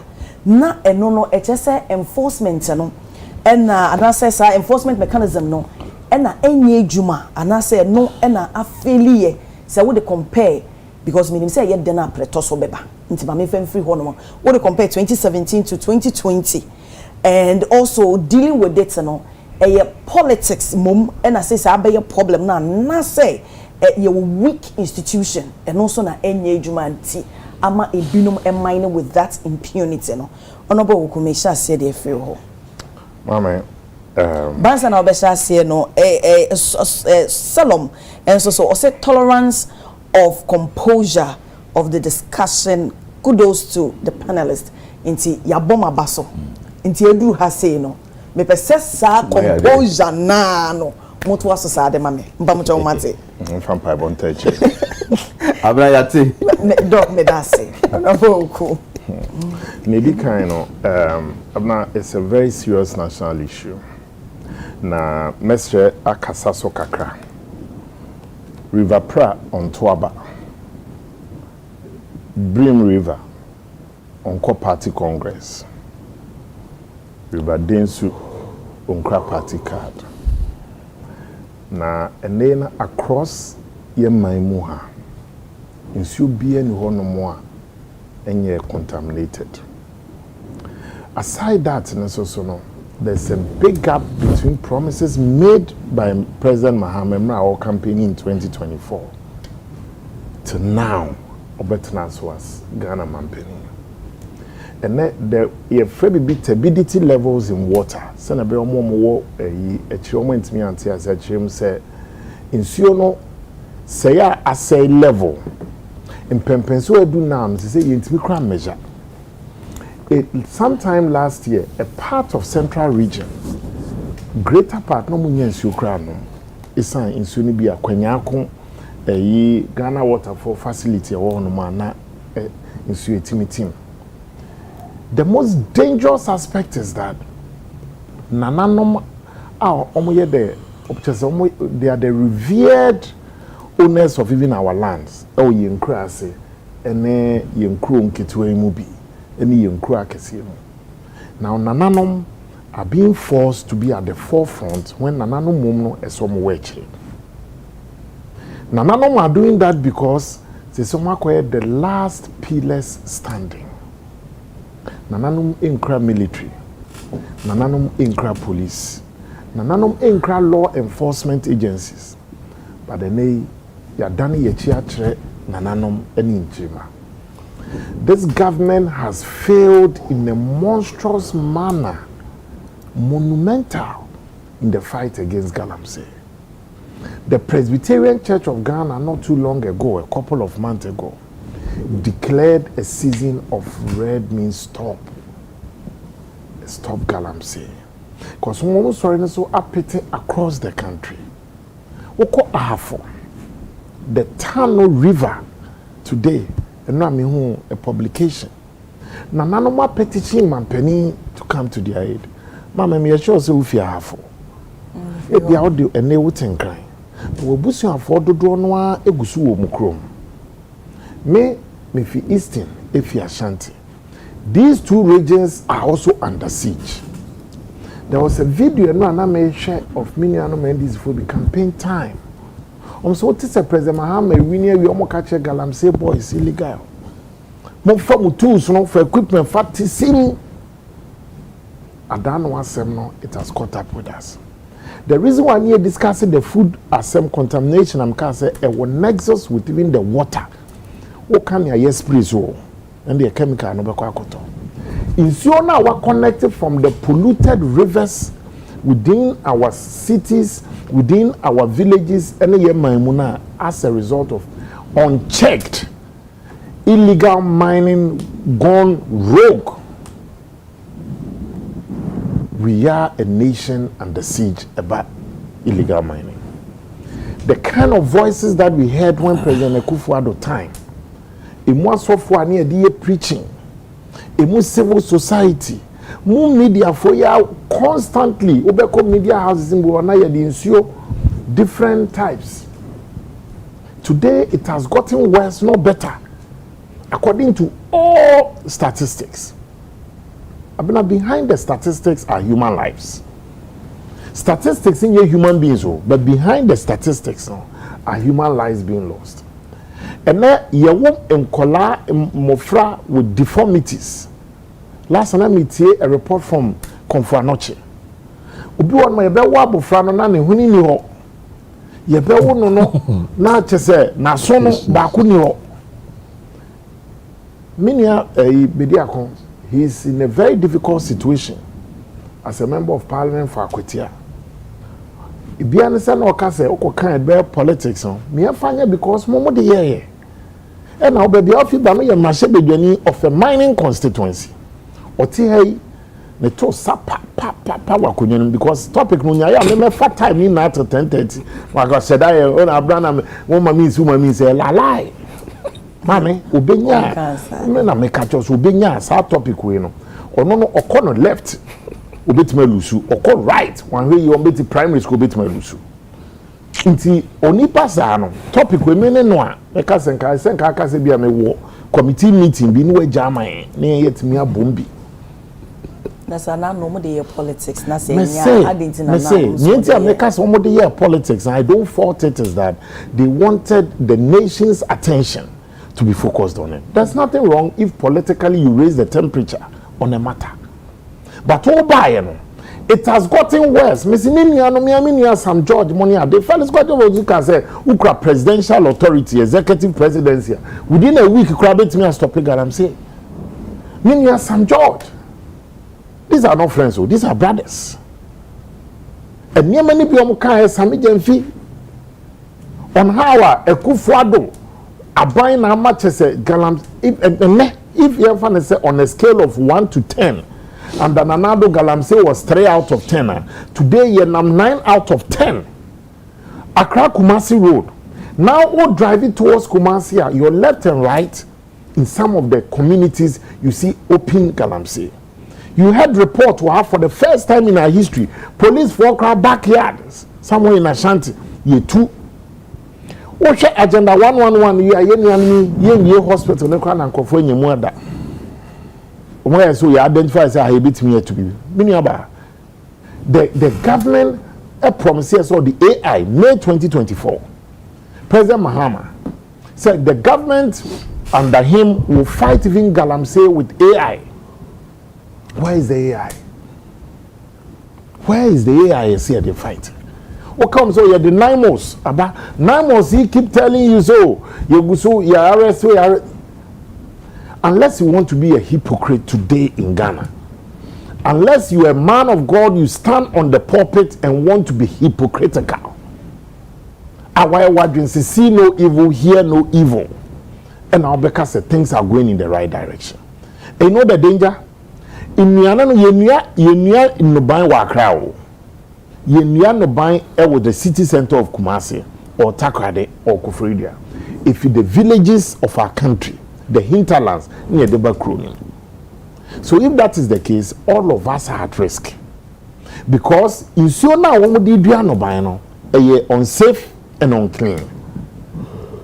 And you may be a very rich person, but you don't plant the crops. Produce them. Obia o produce the abano. Unim the chain after to the obeko. Oh yeah, big boy. Ube restaurant near ball babe. Massage wa frona udidi, but then nia wo di ko mu no uwia esanso ye your transit point to your grave. So for me and the work Kenya is aban yi be okaye ebobo ebinudin or ye be survey e be ni. They even said they will go after the kingpins. Exactly. President Mahama said when he comes he will free the Galamseyers and go after the kingpins. But you know say the history of Galamsey men can say within 8 years it go back. But so we share the way now as year deteriorate here till me find say within more 8 years and I don't say even simple if we are campus say within that time no more buy you know say 1 year 6 months ain't me ain't free honor. Are you speaking for them or for the Ghanaian people? They said that within 1 week Mampeni to me by Mampenia he will stop the Galamsey. I didn't say it for them. I'm quoting my brothers. President Mama about more than 1 week. Perform 100 days. Manifesto remove back could be 100 days. Go and extract it. The things they said they will establish in fighting illegal mining. President Mahama said they will wage a ruthless war against illegal mining. Today, almost 2 years into the administration, situation is worse. Akufo-Addo is no longer president. He is no longer president. MPP is no longer in government. But you promised us that you may say for the first time, you have men of God, the Catholic Bishops' Conference, the Presbyterian Church of Ghana, Papa a Pentecost of Penny Crack or Cambia, yet to talk maneno. Intina Aquaquet said the media being the fourth estate of the realm. The media, your silence is noisy. The people of Ghana in the gap between the people and the agents of accountability. Why are you too silent? It is affecting all of us. NDC, any MPP are same thing. It is the government of the day on no control, the military, the police. They came with a manifesto. Opposition cannot implement manifesto, Tom, so stop comparison. Opposition, we don't implement, we talk. Talking you can't stop, we will talk. Okay, but you see for me, you know the me see for no. But we may say that time here, but you because me see for. I have to respect myself. Okay. A time here, more there. But the reality is that the silence of civil society. Omo me environmentalist and na omo trouble for kesiye. Omo na sebe asofo akukudam. Now they're asking us to pray instead of fixing the matter. But say binum so of the view say spiritual. How is this spiritual when the human being is carrying a bow and arrow, cranny tools to their cool assassin? How is that spiritual? Spirits don't carry a champagne machine. Champagne machine, spirit burn a tissue. This government, for me, the biggest tragedy is the government itself. And you see, another dangerous aspect, which is not part of your topic, but be a missing from Bangajo. I'm responding because we see from first day we are busy as they say you're dealing with the bread and butter issue. Galam says they are breaking down buildings across the country. Schools in the 100 years, hospital facilities here because 24-hour market. So digging further. Okay, digging further. So what I say no can want me person would no wrap up. Maybe what aroma. When you say we have a mic to wrap up. We are making say we are not in normal times with this Galamsey matter. And the government is benefiting from this illegal mining because they are only interested in the figures and the gold that from the mining sector. So they are looking at gold bar sustainability. They are looking at the sustainability of say you two gold near their gold bar. No more shipping it out. Near they are preferring, but our lives, young blood into acquire a blood money that we are getting from the mining sector. That cannot be. And I think that I want to challenge. But Oma State is they don't buy gold. What are you talking about? Illegal. They have several tiers. You have aggregator. What tier 1, tier 2, tier 3.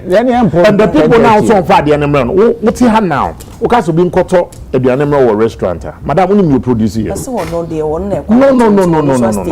Madam, so, don't. You don't know you know that one you can challenge them. The gold that is produced from Ghana's mining sector and the small scale mining, artisanal mining, greater percentage illegal mining. Don't confuse yourself.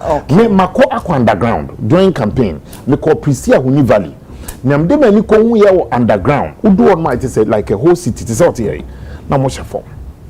Then I was shocked to see a colleague, a NDC team, minia years, someone now to UK or Can High Commission. Now you're Deputy Communications Director. Buahin. Germany. Kwakubwahin.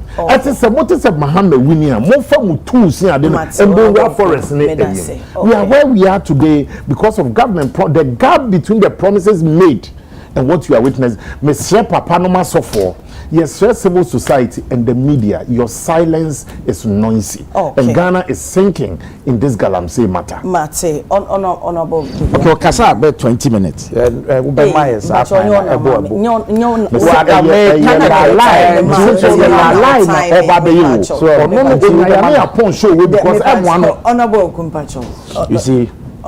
see, yeah, now.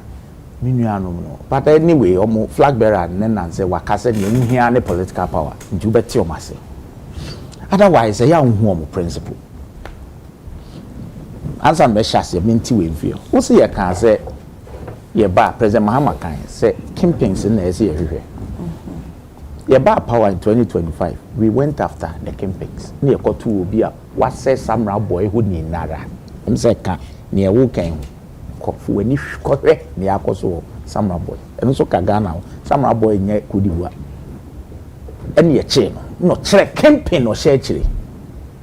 And now, Muankasa under your tenure, Muya and Shisheye, amend Minerals and Mining Act, no, at the campaigns, no more facilitating, every shame first name, nke ye che ne okura shovel ani ya che ne ko ba mo amu brezu mo ye nhyehyeye se obi a ye be che no a all facilitate no ye njeli ne te se nea otu na enenne mo incoming national chairman anko na ebe hwe mo party ne so no odem because of that facilitation of illegal mining. This recorded that wa obi entimi nka ho asem. So what's your principle? Ya che no yesen ka mo kan ho kase ye danyame ase onko because or say in the ekoso na mo start free wound to me free. It is what's the principle? Galamsey say o mine no. Ye kwachi obi a ye associated with Galamsey as free him. Si etie mu a ne ye kwa na ye ba. So who approbate, who are reprobate. So it's a principle ne say Galamsey nye enti yentu so sa ye chi hu ntumi no esa mo kura mo ta ye chi ne ade ne ko na mo de mo ye different ba ye enti wan ye ngoche. It is a president amakasi ye be check campaigns na ba ko example no. Now you see we had a manifesto. Look, Galamsey as ba ko no enough. No enough. Yeguso Samra boy bri. Yeguso se tano nso guso. Yeguso se woni mo a campaigns no woni mo a betimi aboa.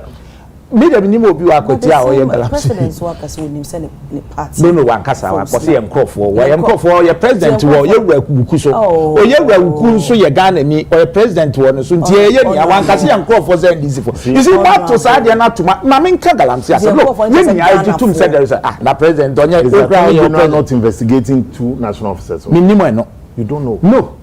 Sasa mwaka minim Attorney General himself mentioned said they have petition on that of Yamin and that of Attorney General Yoko, yes. Yoko. Yoko no Yoko meaning Attorney General. But you see meba o de man kwa na Galamsey asem. Let nobody get me wrong. Look.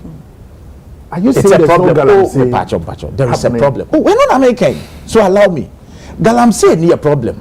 Papa, we need to tackle it. Look, pollution near the end, and but any man is near BB. So we need to be very, very. But you see, Mr. May, we now only need this uncle we are. I'll concede. Say a what? Say a dog, because me young in the background, I'll concede. Say we need to do more. Take me anywhere. Quote me well. And so no your casacra. Hey! Look, all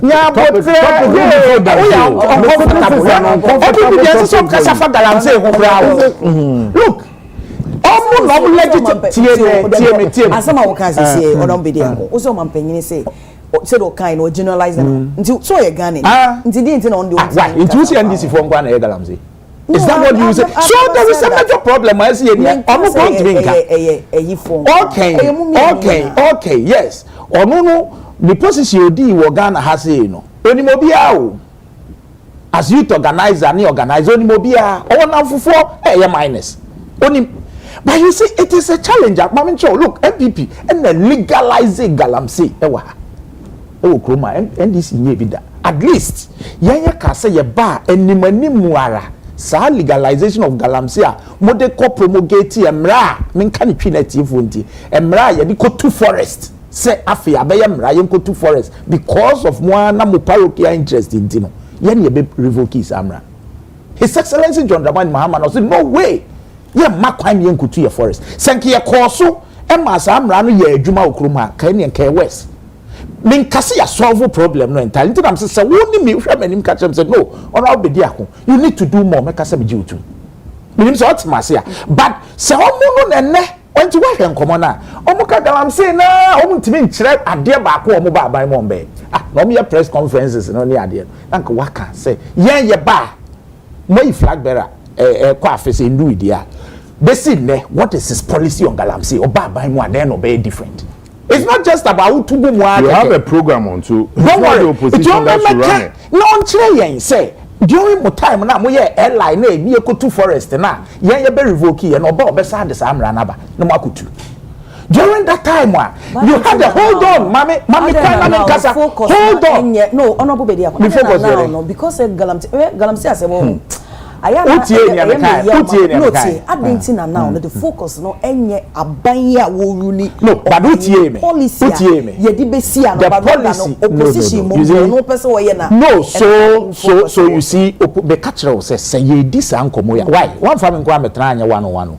Kibedi nkomo pass up penisa next time framing go. But you see or I cannot sit here. Na ye nwe program na me address ne waka no. Because it's nya atwumbi o ma. Look my more example who why. Wa ware mu asem. Se wa ware a ma me kwan na me nkyere bibi kakra se ope ebi asem bi si na opo bi atufu abekọ akofa ne wagya ne yere nra. Mizu asem. Oka obefa. Maybe your experience. No, the experience say opo bi obed men de wa ware amawa ma me kwan opo bi. Is it not strange? Hold on. One kasa 15 minutes don't mean asem what they say ya ba revoke mo mra no. So that is one. No, major. Very major. And that's a chicken pin. Maka, I don't want to chicken pin. Because for say some of the fact that I'm saying that we need to do more. Put me anyway. Me say you are haven't offered any solution on how to clean this. Me say, quote me anywhere. We need to do more. Like no, yeah. Like what? Oh no! Enforce the laws. Which law? What you say? One can't just say mining be anymore. Me catch you say. Mining was one galamsey. We need mining na ye galamsey wakweti. We need mining because wakweti am mining here. We feel no cry. Because when him om failure, yenti om kan keke. No we are not sorry. Because you so but we need to do more. Like what? Mining asem. Why? Yeah, the community mining near there. Send ya na okay. The biggest mining paid on Mane Buama, our brother.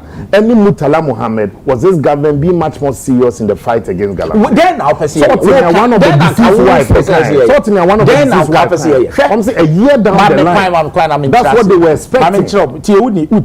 So, nipa wo of course jai nipa wo abehyewu nkrana sini ko kasiem now the ntowa wait you see yes say ya because utie woni bibi I begin no be minim ne o ye no kwasem no say they failed woefully una wa ban no you also can just we need to do more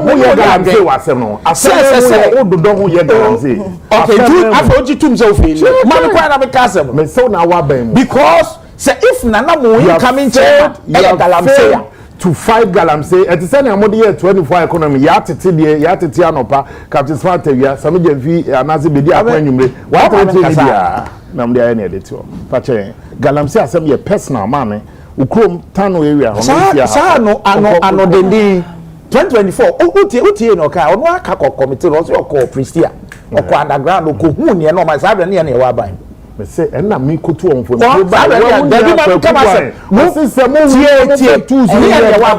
see Debbie me na say be started kra o ma me nkasa let me better your policy me nkasa kra once that wouldn't tell us me to refer the keke say ye che omo income national Debbie na doka say Debbie man kwa na me nkyerensem Debbie na bo be di akon o ma me nkasa wrap up and somewhere you are kind man come as a baby tie so boapa provoke twemi bem but you see we will surely play your record in 2028 abaye be kwa koto ani ntu wa ha wo pre to media ma Dr. Baumia and your record a would see no na obebo akere as compared to yan. Why are you asking Dr. Baumia to bring his programs to fight? But you speak for him. Dr. Baumia should be able to tell us say differently because what we are doing yeah the blue water guard we should do more but we haven't done nothing. America ni beka. We've done something. But you see, so what so kase say e make see your promises you against campaigns. Ya che o incoming chairman. Your promises say you be revoke sa amra na mo se yem fa nkotu yem forest ni ano. Ya revoke. Ye nya hwe no. You fighting AI. You are fighting Galamsey with AI. I know you're doing. Me who your manifesto. Mr. President, your manifesto na da hayi. You somebody be break sir. Me say manifesto na da ha. Me who be bia. If you want that President Mahama. So you see Nyabotre nyaboche wo de ayete you are young man yes you are presidential material na chibia no be but we don't far better than we are. Oh come on with the water level now water level stability of the assessment of Bajuma no say okay bibi chair say aren't you being unfair for 8 years more scorecard in your bottom and you want to compare me 8 years to 1.5 years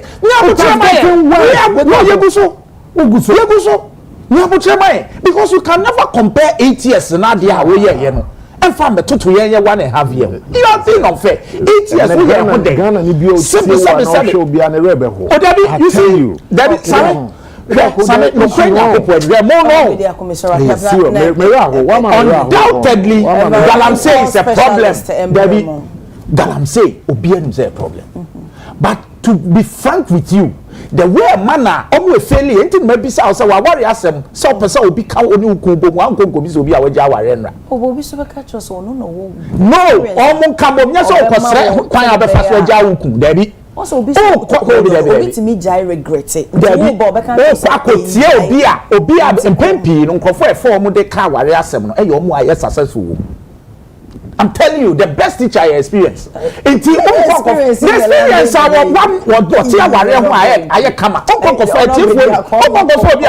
so a failed driver, a failed driver. Obia wa kotrika dia kunya accident. When you do 20 minutes, I want solution. When you do 20 minutes, the solution. By now solution baako ben na ye wa ukuma o ka say o so yo mbo ben me pacho yes you bet chicken pay the minister for environment and the report that I'm so open and minister for land no su amabua o suma ma ogala have a minister say want to me minister adujina for say want to me 2 tano ye wa kufu ado so onye eboni bia wanti wo groma or say want to me nya boni bia frame pop what you been see krom hada and you reporting that terms of now the maminka or the out maminka and you report national officer of your party what say that minister and that on I knew say about this Galamsey idea you be uncomfortable because you are unable to the situation but we need to do more mami bisa mumie doc memo be mami bisa mumie no uyetimi enya alternative way bisa ebetimi aboa mining community entumrika enko so even if we say eneni yakasa yeso Galamsey asana se yetu ase kana esi yetimi enya bibia ebesi na nan ama enese youth no o ne djuma bi a wo ya o se entumrika nka se okwakwa kutu Galamsey. No, there is a problem. And that is not political. It's a huge challenge. Galamsey no komo na ye din. Say nya politics na o de be mu na. Ni yesi ye din komo, e be din komo go ni mu problem. Mami cho, hwe. Okay, so ka say. Nkofo a yes adwuma yi. Any the kind of sika o mu hu no. What the alternative livelihood where you be I na with you. Just I know enfa. Yes, it mean to us. No, so you see there is a major problem. We all know this. Political interference. That is the problem. No. You see, political interference, and it's still the same as Mekai, you know. Political interference, na here can me fa. Me maka me constituency ni say. Ensure. Me here pa me by my penny Bekai say. I him for any politician any woman who film said the fight political way no me as my constituency omunim me maka so we adwuma baabi na enyi nsuo enye forest na bibi ni a ebetimi aka but so be kwa to nsuo me say da be me nkasa me say bibi ni ebetimi aka me say ebetimi aka but who could nsuo the major issue we have who could nsuo who could forest and framing and they know who can we they know. And nobody will be able to bet me. I can't win the conference. Look, my law enforcement officer be able to bet me. I frame it. Bet me. I can't feed you. So say, Insume, Bremu. Now my cousin man the quite known to. Me yes, okay. And I can say that confidently. 2 minutes. Man, wrap up. Man, fa win. Inti mesre. Galamsey asem. nyama mienu na me yeden and look or can the amanyosem keke or can the amanyosem keke obo ntimi nyawe the issue na be livelihood matter and crofo feel say duma mi ye and na land tenure system asase na ene dia yes constitution ne say a good year was here yo but ono hu ne sa o say asase media me pese me ton de ma asomesi it becomes very difficult obeche asase wura ni wachi ni otu and now obeche hwan it becomes very difficult so because a livelihood matter and when soldier folk go baby e cause ye stop omo a eye galamse ya na community ni nara emma memma e say yes yem pene omo ye Ghana fo obe the two be spray omo ni no it you do baby a na so obaba maybe just maybe me the ene say obi yemma education in kokese say yen kasa obi enyai mine se wo baby pese utu a bejen krata ne ehwese baby a won emme baby a ebe ha ensu ya na se bi community mining and so community mining go so okoso ya lunch bi wo kro ye friend say in my region ya lunch bi wa brem ene ade eno no aban na ema lease no na ko omatwitwa e de ama regulated. I think that is the way to go. But you see MPP no nipa bi nso wo mo concessions o nya years ago oba betoy asaban but ne tunumu no nipa na so bejen krata there is a difference between lease and the license so benya lease na aban na asan amount but benya license na nkasa to mine no eso ko EPA eso ko Water Resources Commission eso ko bebre na okoko eno no bebre nipa enkonkutu and one other enkonkoje license one other challenge amase hu obi hold lease your friends say side plan they attach yes ma soldier for no kwanya permanent dako so an a law enforcement officer se ko na mo nko stop yo mo nko che yo nipa no kwa no nipa no the lease na chance me license wa that is the lease soldier din na ye dey call ya training no to read side plan o nim say wasas if you hakoka ha often no you have minors who will hold this lease but not you two of every kra enye so and soldier for no cry here and that is the problem. It's a problem. Honorable, so over Kaime and Mashabe Jenny, yeah, something is it a J or one and a bishi has a crada. Honorable James. Yes. Or say majority of the people Mutsu a mining in Nikita prospecting license. And it's a problem. It's a problem. Yes, because prospecting no and say all the mining. They were prospecting license, you know.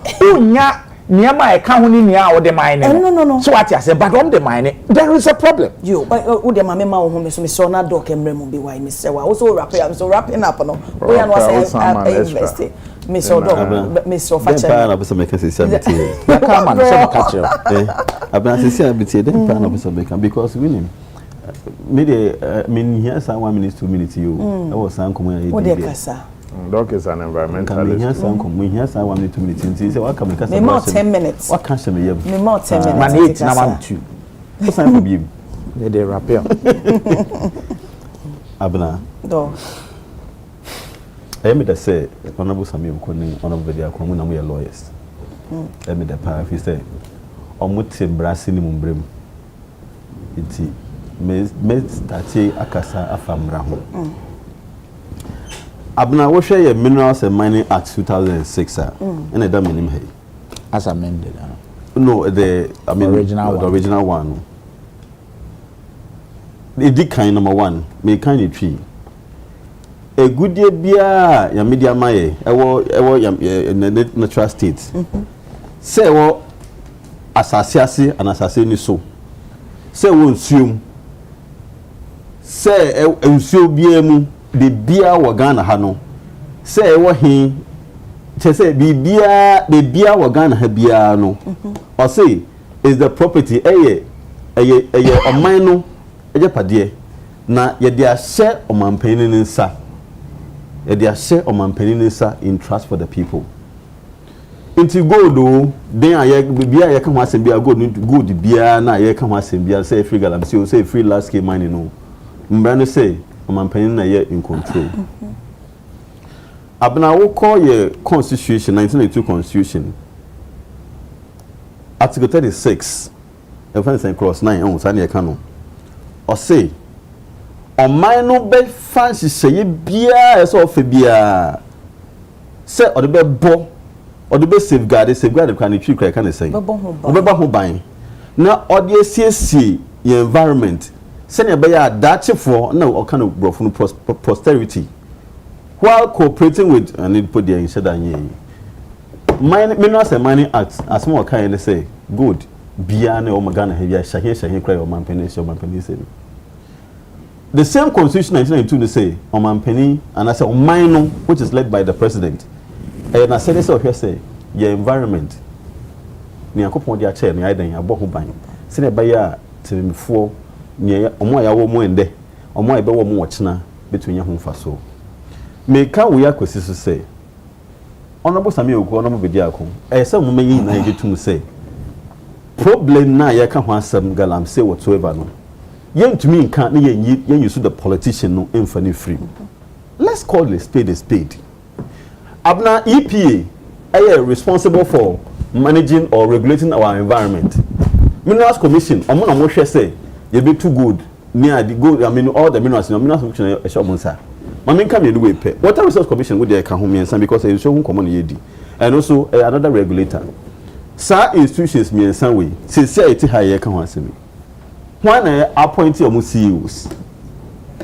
I am appointed CEO for the EPA say. Anything about the environment biano cohesion promote na protect mami appointed minerals commission CEO say anything about gold biano make sure say wakoheso and water resource commission and all that in that one some say I can galam say commodity me say we be aware maka won asem fit na kofa do abeso because so make science we dey me person make back and forth in a way see the issue is that problem they say issue say problem they say can say guso say nka say it say nene say guso no I mean that's the truth honorable Bidia yes I want dog can he call you no maybe one day madam for me nua jai what I think some be say name so they are be until now see me okay I be keke na say mba talk say abuna until you can dance and that's them they say what statistics are 45% to 50% of non-communicable diseases and they contribute to death owu there's a Ghana ni wu the likelihood say owu no owu ye no non-communicable disease say yare aye so ko fan free baby nso bi ni aduane bi odi ye na mo osa owo na ba eno ho asem na hisi aye kan ende asem aye kan ende no say abena oko western north Ashanti region all the most of these mining areas no are the full way na no and the teacher need try there on trem kwala say water is colorless bi mu on to mean trem kwala na dey say water is colorless because you should not be example among kwala say water is colorless you know and colorless and no come aye di no see I teacher no bet me a trem kwala say ampa water is colorless see say the be say call ebia water region water river no and no do akwa fa ho am say na still na to say any ye eda ho apart from no see it's almost impossible so because say any other water body we Ghana bia no e so any da ho kunjan apart from say so ni IT no so na egu ho no see akoye chemicals nko na egum aden and what say na ye can say no my point is that you the best ahemfo the best hwan the best politician the best you bet me I blame game ni sa but at the end of it all no embra no put a lot of authority a lot of power to me champion omanpanism or to me said the minister is a minerals and mining act and her minister a very key role the minister in charge of mining so be say you two a good no say be I mean emphasis on poni bia enfambre and it say na ya kasa galam say amani mo so na nsuo say na problems bebre ba ye pa mo chow ye mpenifo asisi a mo wa ben mu asisi a mo hwe Ghana so mo hwe ye nsuo so mo hwe ye forest so you are responsible inti mo try say mo di blame kwa show bi na everybody is under you obi ase wase ye tikro man the president because obi ase the mo bi MP COVID time and then or the mass command no eye constitution no anka constitution ni wanka president ni tumi e and dey hin state of emergency and then not dream declare whatsoever and constitution no and I'm happy they are lawyers and all these institutions EPA and Minerals Commission can say no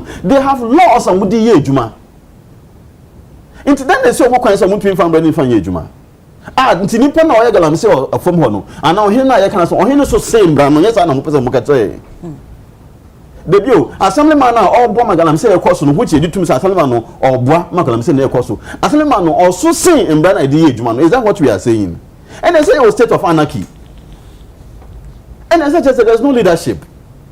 We can't take that as an excuse, Abna. You have to mean fine and find your excuse. Name Jab program and name no. Name Jim Trabutre. Neniabre. No. Maning and Casa. Honorable Bediaco, Empren, Docasa, Doc, Monsieur Abote, and BPRL. I'm sure Casa.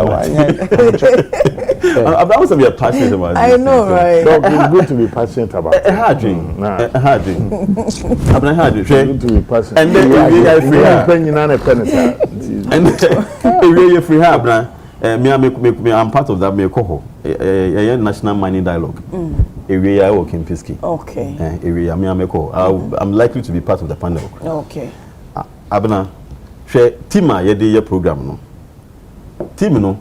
You can't galam say asemi eni abre no. Team they say rethinking the social license to operate.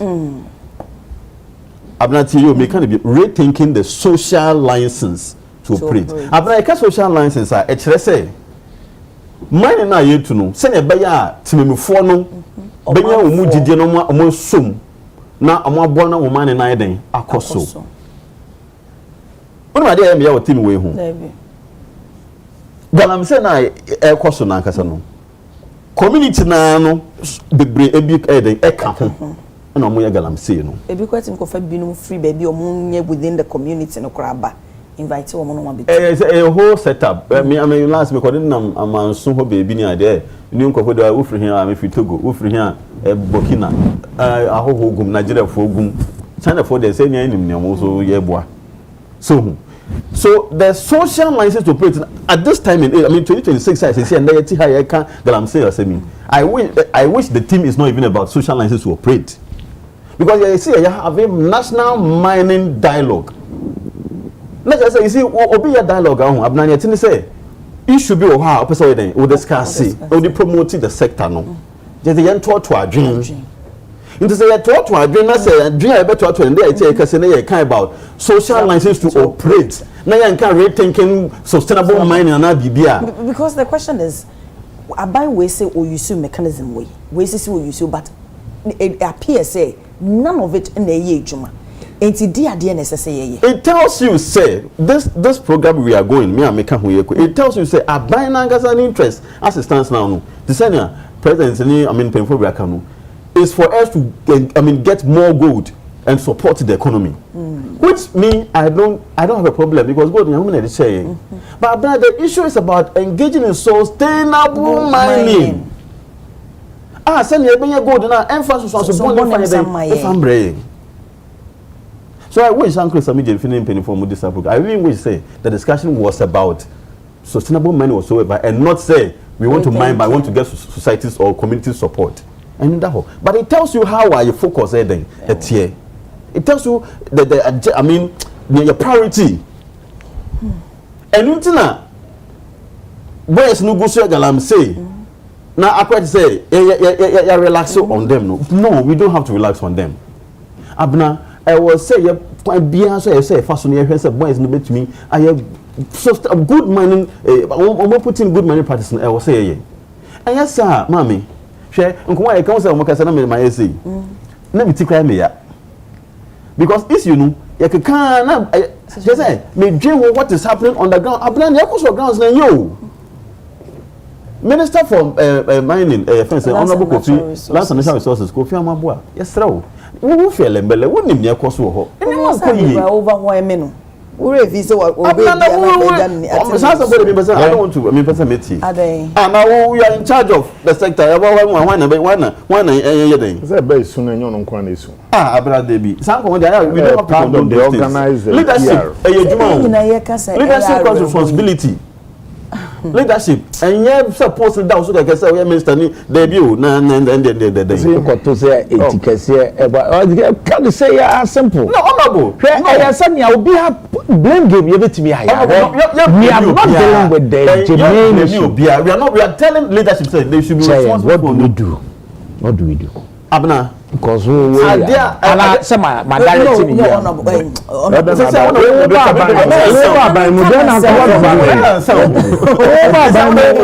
honorable kasa odokasa men kasa be me kasa nimore dog pacho kasa ye brena so an senti rapia dog yenye den Abna number 1 adeni na se be de kan kasa say look ye fa bia ye nkoti ye fa ye mra no entumi fa ye mra no fa ntun chama ne ye everything bia ye ka ho asem ye about the laws but you say yan chichi obia na ye kwachi kompo na abie ye pa bebe ba ya chi wo mu yi ono bo be ya ekosi hinfa ya chi bi ene bi ko pa na ye ya jeni bi no ene ya fa list what's the problem no say munya hype ade no mimi nya hype ni ade nipa nko ko ta bu ndi achi mini pa na sama ye kezi ama bi no mu a ango ya na ya je kan chere me no is there right dodo onu ntimi me kasa cases am I in my practice my more than 10 ebi enyom to look one time me about no be 14 that one from a constituency ebi mo hwenwa ya omche kom ko hwenwa wo wura mu ko che e basa soup no ye che obia sama me kan ye no nyima me see nti wo mo constituency omo no there omo no that was in 2022 omo no ya those time on aboka say no ka say on the constituency uko mani wo nsum ni ade wo assemble on person obeti wasem also make a statement no okay it tells you the attachment of the politician in these discussions honorable to so Minus commission no but you know as for cause here BBS here MP there the rasa the politics of it no the politics of it no enforce law no any day the politics of it no say issue no be free why no akoko ni mobile phone no aton credit who drink share no phone issue no ba no be ko ye ma o be free no but I'm saying some director abna you see remember you saw no be na me dia me so na banana some na me dia can say me so na some dia me ma say my head can ya yen get me enko kasawati so be my 2 minutes me ma obi etu send you after say me ma me 2 minutes aba na be me say o dey o china ye be sa ba bi ye ba issue na that no so papa in favor no obi so echire mi bia magana force hey why na echire serious matter no it is a very serious matter very serious matter but what we say doc no so time now so one shey ya o me makasa se be abra odofo so no you bet you for also you organize that you bet the presence na abra ni fa he na bet into bonne na selective na because so we need to engage them because adie we ono ne bele wa che Abawe has failed in the fight against Galamsey. Say again it's important young politicians no if we do not stand up no problem now it will be against us you are thinking about the next election but the next generation is already thinking about the next election come on the politician so mo twem ho free way mu a you see omo because of omo vote ni omo win elections say the honorable can call ne ba anka the normal circumstance there after we are catch media Minus commission for come communist commission for ho na kan atwe no ho free home but ono so ni say nipa ne frɛ no na wanje no so a e bia next election so nipa na den em push ama no and that is where the problem is the politician no is our problem now the politician no is our problem with the Galamsey and I repeat for the last time abena politicians no omo na map Galamsey no still into to say until say omo betwe omo ho efiri ho unfortunately they are the ones appointing all the leaders until no oye Minus commission CEO and so oye penny or that one no nim say politician appointing doc wo ho dem no nya adwe politician aye den ya honorable den ya Dog, yes, dog, the politician is a problem. Mate, me that's politician na ye say your government, your party brought a manifesto. Manifesto no yes see be chicken pig. Can you much the waging ruthless war against illegal mining? Yes, can you much fighting with technology. Fighting with technology. And I'm making sure you